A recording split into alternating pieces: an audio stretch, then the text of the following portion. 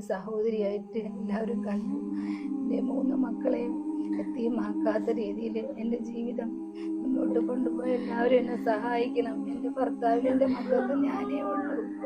ഞാൻ വീണുപോയാൽ പിന്നെ അവർ ജീവിച്ചിരിക്കൂല. ഈ കുടുംബത്തിന് ഞാനേ ഉള്ളൂ.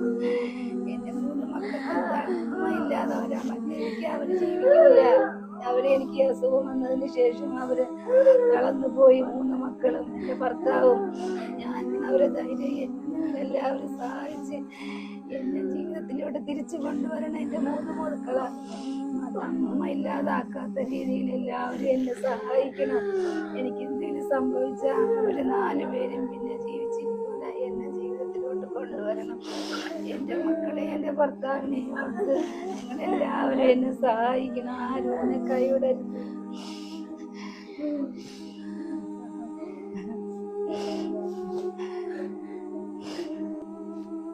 അസ്സലാമലൈക്കും. ഇത് എൻ്റെ ഭാര്യ സുധീനാണ്. എൻ്റെ പേര് മാബീഷ് എന്നാണ്. എനിക്ക് 3 കൊച്ചു പെൺകുട്ടികളാണ്. എൻ്റെ ഭാര്യയ്ക്ക് ക്യാൻസർ എന്നൊരു മാരകമായ അസുഖം വന്ന് 3 ഓപ്പറേഷൻ കഴിഞ്ഞു.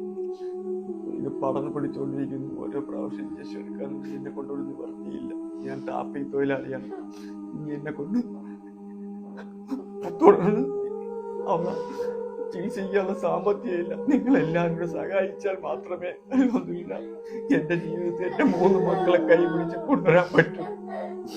നിങ്ങളെല്ലാവരും സഹായം ഞങ്ങൾക്ക് വേണം.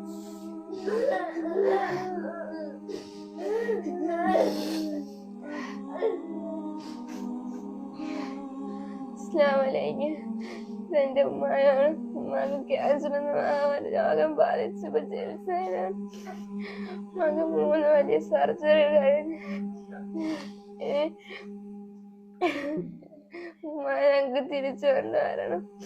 ഞങ്ങക്ക് വീടോ ഒന്നും വേണം. ഞങ്ങക്ക് ഉമ്മയെ സഹായിച്ചാൽ മാത്രമേ.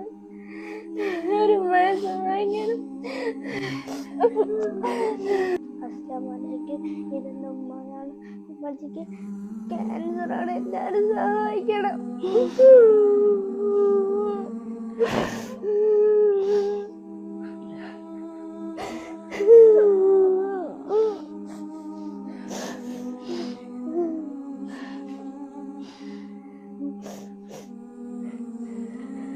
അസ്സലാമലൈക്കും വറഹ്മത്തുള്ളാഹി വബറകാത്ത്. പ്രിയപ്പെട്ടവരെ, ഞാൻ റബ്സൽ ഒളവണ്ണ. ഒരുപാട് സങ്കടത്തോടു കൂടിയാണ് ഇന്ന് ഈ നാട്ടിലെ മുഴുവൻ ജനങ്ങളും ഇവിടെ എത്തിയിട്ടുള്ളത്. 33 വയസ്സ് മാത്രം പ്രായമുള്ള സുദീന എന്ന് പറയുന്ന ഉമ്മ സഹോദരി